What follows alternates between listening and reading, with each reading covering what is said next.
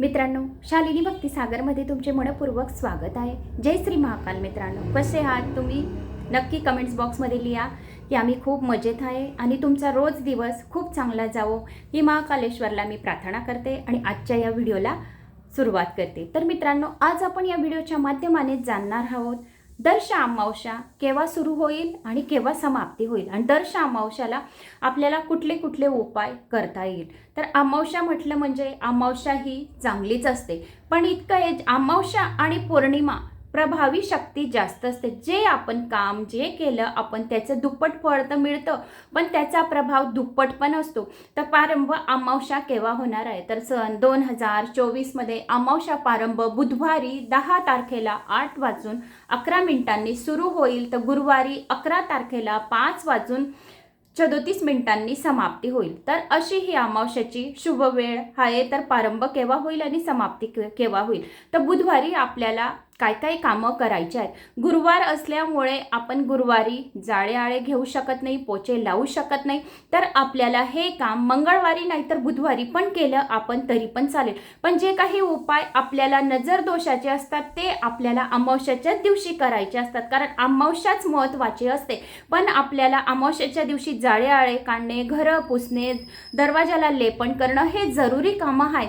पण त्या दिवशी गुरुवार असल्यामुळे आपल्याला ही कामं करता येणार नाही. तर आपण अमावस्या येण्याच्या अगोदर जर आपण काही कामं करून घेतले तर आपल्या घरातील दरिद्रता नाश व्हायला मदत होईल आणि आपल्या घरातली सततची कटकट दूर होतील. पितृदोषामुळे घरात भांडणं, वादविवाद, पैसा टिकत नसाल तर ते सुद्धा तुमच्या घरात बरकती आणि पैसा टिकायला सुरुवात होईल. तर आपल्याला कुठले कुठले कामं बुधवारी करायची? अमावस्येला ही संध्याकाळी 5 वाजता लागत आहे. तर तसं धरायला गेलं तर अमावस्या ही आपल्याला गुरुवारीच राहील. 11 तारखेलाच गुरुवारीच अमावस्या आपली धरली जाईल.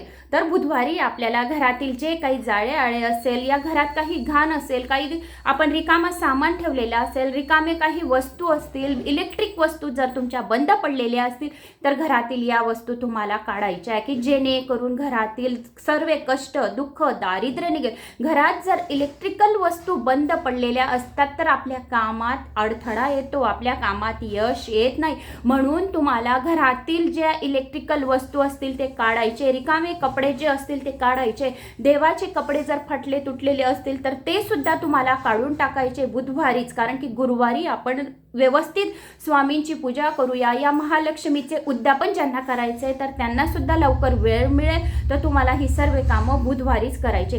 गुरुवारी कुठली कुठली कामं तुम्ही करू शकतात? तर गुरुवारी तुम्ही हळदीचं लेपन गुरुवार असल्यामुळे नक्की करायचं आहे. माता लक्ष्मीला तुम्हाला 11 लवंगांचा उपाय नक्की करायचा आहे. कुमकुम मार्चन तुम्हाला त्या दिवशी करायचं आहे. 7 सुवासिनांच्या ओटी तुम्हाला त्या दिवशी भरायच्या आहे आणि आपल्या मटक्यावर तुम्हाला मटका त्या दिवशी धूत नाही. गुरुवारी कुठली कुठली कामं वर्जित असतात.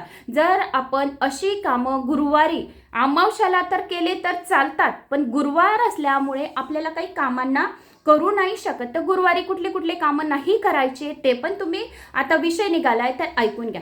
गुरुवारी कोणाला पैसे द्यायचे नाही.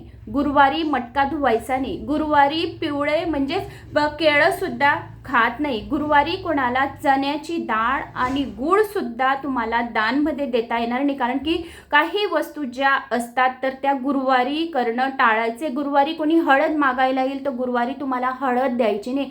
कपडे प्रेसचे या लॉन्ड्रीचे गुरुवारी देता येणार नाही. गुरुवारी तुम्हाला घराला सुद्धा पोछा लावता येणार नाही. तर काही या वस्तू आहेत तर ह्या गुरुवारी घेण देण्याच्या वस्तू तुम्हाला करायच्या नाही आहेत. तर कारण गुरुवारी जर आपण असं केलं तर आपल्या घरातील बरकती चालली जाते दुसऱ्याच्या घरी. कोणी किती पण मागो या वस्तू गुरुवारी, तर तुम्हाला चुकूनही या वस्तू द्यायच्या नाही. त्या दिवशी तुम्हाला गुरुवारी माता लक्ष्मीला आणि अमावस्येच्या दिवशी पण तुम्हाला जर अमावस्या आता आपली गुरुवारी आली आहे तर खूप चांगली गोष्ट आहे, कारण की गुरुवार हा महालक्ष्मीचा वार आहे. अमावस्या पण ही महालक्ष्मीचीच असते. तर गुरुवारी तुम्हाला 11 लवंगांचा हा उपाय करायचा आहे की जेणेकरून घरात बरकती राहील. लक्ष्मी मातेचा आशीर्वाद राहील.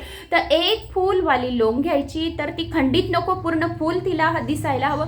तर गुरुवारी तुम्हाला 11 लवंगांचा उपाय लक्ष्मी मातेला साठी करायचा आहे, घरात बरकतीसाठी. तर एक एक लोंग तुम्हाला माता लक्ष्मीला अर्पण करायचे आणि ओम नमो विष्णवे नमः, ज्या घरात विष्णू भगवानांचा हा मंत्र बोलला जातो आणि एक लोंग अर्पण केली जाते, तर त्या घरात बरकती कायमस्वरूपी राहते. तर तुम्हाला ओम नमो विष्णवे नमः, नाहीतर ओम नमो भगवते वासुदेवाय नमः, नाहीतर तुम्हाला महालक्ष्मीचा मंत्र, विष्णू गायत्री मंत्र, लक्ष्मी गायत्री मंत्र येत असेल तर तो सुद्धा बोलून तुम्हाला हातात घेऊन 11 लवंगा तुम्हाला लक्ष्मी मातेच्या चरणांजवळ अर्पण करायचे आहे. आणि त्या लोंगा तुम्हाला एक पोटली लाल कपड्यात बांधून आपल्या लॉकरमध्ये ठेवायच्या आहे. त्याच्यात जर तुम्ही तुमच्याजवळ बरकती असेल 11 रुपये, 5 रुपये, जे काही असेल 21 रुपये, तर ते तुम्ही बांधून आपल्या लॉकरमध्ये ठेवू शकतात. तर याच्याने आपल्या घरात सतत बरकती राहते. हा लवंगांचा उपाय खूप चांगला आहे. त्या दिवशी अमावस्या आहे, हा बरकतीचा उपाय सांगितला तुम्हाला 11 लवंगांचा. तर त्या दिवशी अजून तुम्ही एक उपाय करू शकतात. तर कुठला? आपल्या अमावस्या असल्यामुळे तो उपाय तुम्हाला दरवाजाजवळ करायचा आहे. तर तुम्हाला 11 लवंगा घ्यायच्या आहे, 5-7 कापूरच्या वड्या घ्यायच्या आहे. त्या 11 लवंगा आणि कापूरच्या वड्या सकाळी या दिवसभरातून आता कमेंट्स येतात की ताई केव्हा करू, आता दुपारी करू, आता करू, केव्हा? तर तुम्ही केव्हा पण करू शकतात, पण संध्याकाळी जर केलं तर अतिउत्तम, कारण संध्याकाळ ही लक्ष्मी येण्याची वेळ असते आणि जे काही आपण करतो तर त्याच्याने लक्ष्मी आपल्या घरात भरभराटी देऊन जाते. तर तुम्हाला अमावस्या असल्यामुळे त्या दिवशी 11 लवंगा, 5-7 कापूरच्या वड्या आपल्या पूर्ण घरभरामध्ये तुम्हाला जाळायचं आहे. आणि आपल्या किचन रूम या मागच्या रूमपासून तुम्ही आपल्या दरवाजापर्यंत यायचं आहे. आणि एका प्लेटमध्ये डिश घ्या, हाताला चटके लागतील तर तुम्हाला श्री स्वामी समर्थ, श्री स्वामी समर्थ असं करून तुम्हाला चांगला जाळ करायचा आहे. आणि त्या लवंगा आणि कापूर पूर्ण घरभर त्या दिवशी अमावस्या असल्यामुळे तुम्हाला त्या जाळायच्या आहे. नाहीतर आपल्या दरवाजावर सुद्धा तुम्ही जाळल्या तरी सुद्धा चालेल. 11 लवंगा तुम्ही आपल्या घरातून सर्व ओवाळून घ्या, कापूर पण घ्या आणि ते सुद्धा जाळलं तरी सुद्धा चालेल. त्या दिवशी लहान मुलं खूप चिडचिड करतात. अमावस्या आणि पौर्णिमा जर आली तर काही लहान मुलं खूप चिडचिड करतात, तर त्यांची सुद्धा तुम्ही नजर उतरवू शकतात. तर भात घ्या आणि म्हणजे त्या भातामध्ये तुम्हाला मीठ टाकायचं नाही आहे आणि दही टाका त्यावर. आणि तेच लहान मुलांच्या या कोणाला जास्त आजारी असेल तर तुम्हाला त्यांच्या अंगावरून 7 वेळा उतरवून घराच्या बाहेर बाजूला ठेवून द्या. आणि काळ्या कुत्र्याने जर खाल्लं तर तुमच्या घरातील नजर उतरून जाईल. पण तुम्ही लक्ष ठेवा की कुठे कॉलनीमध्ये कोणी तुम्हाला बोले या टोके ना, याने एक साईड पण ठेवून दिलं तरी पण चालेल. नाही तर तुम्ही त्या दिवशी एक श्रीफल घेऊन ते सुद्धा आपल्या घरावरून या आजारी व्यक्तीवरून उतरवून तुम्ही सुनसान जागी या जलप्रवाहित सुद्धा करू शकतात. त्या दिवशी तुम्ही आपल्या गाडी जर असेल तर गाडीवरून सुद्धा तुम्ही गाडीमध्ये कोणाला बसवा आणि गाडी चालू करून आपल्या गाडीला चांगलं स्वच्छ धुवून घ्या. गोमित्र, मीठ, हळद टाकून आपल्या गाडीला धुवून घ्या आणि श्रीफल घ्या आणि श्रीफलने आपल्या गाडीची सुद्धा नजर उतरवा. वारंवार जर कोणाचे ॲक्सिडेंट वगैरे होत असेल तर आणि नाही पण झाले तरी पण आपल्याला गतिमान हनुमान या नावाने तुम्हाला उतरवायचं आहे. आणि हनुमानजीच्या मंदिरात एका साईडला पिंपळाचं झाड असतं, तिथं पण ठेवून आले तरी पण चालेल. आणि जर कोणाचे ॲक्सिडेंट वगैरे होत असेल तर तुम्हाला गतिमान हनुमान या नावाने हनुमानाच्या मंदिरात जाऊन त्यांच्या उजव्या खांद्याचा सिंदूर काढून आपल्या गाडीला लावायचा आहे. याच्याने ॲक्सिडेंट वगैरे होत नाही. तर तुम्हाला अशी ही सेवा करायची. संध्याकाळी घवघव आपल्या घराला पूर्ण घरभरमध्ये संध्याकाळी अमावस्येच्या दिवशी दरवाजाला दिवा, तुळशीला दिवा, घरात दिवा, मटक्याला दिवा आणि गॅसजवळ दिवा असे तुम्हाला लावायचे आहेत. आणि स्वस्तिक गॅसवर संध्याकाळी अमावस्येच्या दिवशी नक्की काढायचे. खिरीचा नैवेद्य त्या दिवशी तुम्हाला अमावस्या असल्यामुळे खिरीचा नैवेद्य सुद्धा तुम्हाला द्यायचा आहे. तर खीर ही माता लक्ष्मीला खूप प्रिय आहे आणि महादेवाला सुद्धा खूप खीर प्रिय आहे.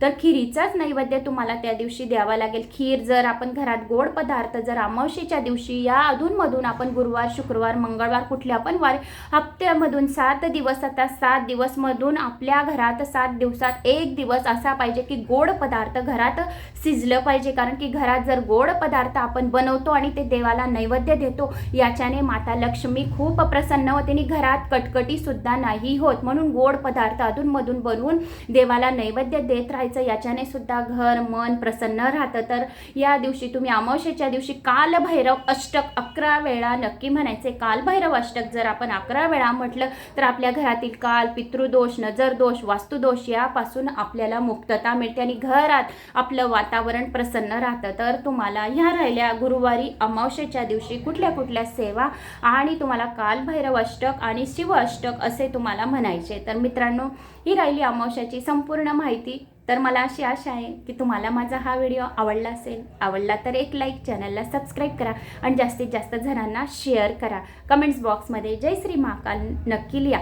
रिव्हील फेस मी आता याच्यामुळे चालू केले मध्ये मध्ये की वरून कॉपीराईट शालिनी भक्तिसागर कथा माझा जो वॉच टाईम आहे त्यांनी सस्पेंड वगैरे करून दिलेला आहे. तर त्यांनी 14 मार्चपर्यंत लास्ट डे दिलेली आहे. तर बघतो आता की ते काय सांगता काही नाही. तर माझा शालिनी भक्तिसागर कंटेंट जो चालू आहे तो येईल. पण शालिनी भक्तिसागर कथा तरी पण मी त्याच्यावर टाकत आहे. जर कोणी नवीन असेल तर त्या चॅनलला पण सबस्क्राईब करून घ्या आणि ऑलवर क्लिक करा, म्हणजे दोघी चॅनलांची तुम्हाला नोटिफिकेशन येईल. आणि कमेंट्स करून नक्की सांगा तुम्ही कुठून कोणत्या गावाहून माझा व्हिडिओ ऐकत आहोत. कमेंट्स तर तुमच्या येतात, छान छान कमेंट्स येतात. तर अशाच कमेंट्स करत राहा आणि माझ्या मनाला आत्मविश्वास वाढत राहा. जय श्री महाकाल.